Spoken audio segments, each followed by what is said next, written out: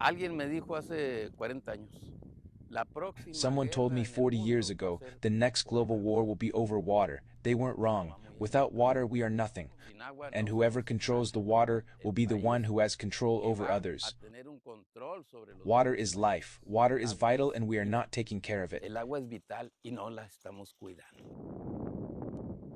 Lake Amistad, on the Texas border with Mexico. For more than 80 years, the US and Mexico have shared this reservoir. Yet today, at the dam marking the international border, levels on the Mexican side are now significantly lower. I've never seen the reservoir so empty. It's because the US president has been pressuring the Mexican president to deliver the water we owe, but we don't have any water to give to the United States. Since 1944, the US and Mexico have had a water-sharing treaty. The treaty what says is that the US provides water from the Colorado River to Mexico and the 7 states in the US, and the Rio Grande provides water to the US, in this case, Texas. Under the agreement, Mexico must deliver 2 billion cubic meters of water to Texas from its side of the Rio Grande Basin every 5 years. But the worsening impacts of climate change have left those water resources scarce. In order for Mexico to deliver the volumes stipulated by the US water sharing treaty, it depends on resources from across its side of the Rio Grande Basin. However, a prolonged period of drought has left many of those tributary rivers completely dry. The problem here relies on the way that the provision of extraordinary drought is described in the treaty, because it's not defined what extraordinary drought is. So it's basically up to the upstream country to decide when to use it and when not. For a long time now, the situation of extreme drought has ravaged northern Mexico. Y de mi niñez, in my childhood, the worst summer we ever lived through reached 40 degrees centigrade, and that was for only 4 or 5 days. But today, we see those temperatures during spring. How is climate change not going to have an impact, even if the US president denies it is a reality?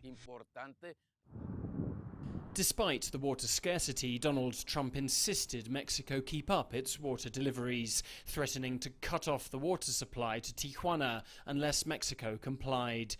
Mexico has been stealing water from Texas farmers, the US president stormed on social media, and we will keep escalating consequences, including tariffs and maybe even sanctions, until Mexico honors the treaty.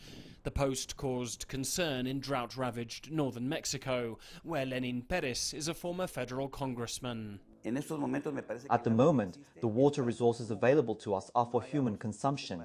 There is not enough water to water crops on Mexican fields or in Texas. President Trump is demanding these water deliveries, but there is no way we can pay them.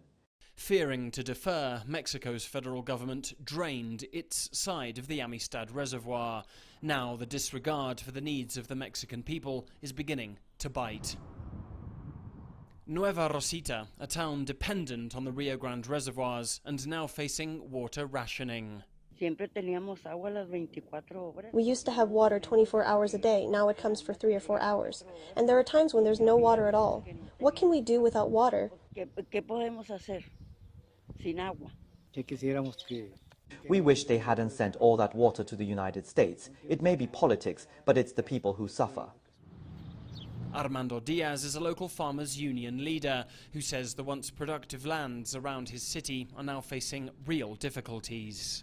If there's no water, there's no life. Climate change has impacted us here. Since 2010, it has not rained like it should. What's more, the fields have no water due to problems with water administration and distribution.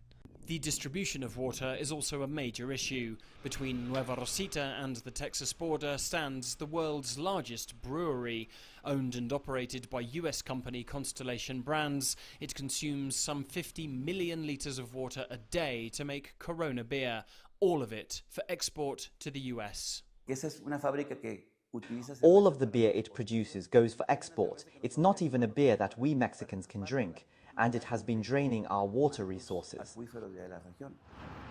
As water resources become more scarce in North America, the conflict over who has priority threatens to worsen.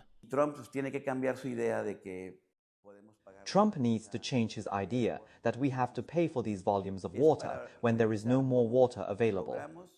We need to talk about how we can consume less water, keep our agricultural sectors productive, and forget the idea of uncontrolled exploitation of our water resources. It's not like Mexico is going to invent water out of nothing, and it's not like Mexico doesn't want to comply. It wants to comply. We don't need a new treaty. We just need new minutes in a way to evolve to the current conditions, or to the conditions that were not originally identified or expected in the 1940s, right?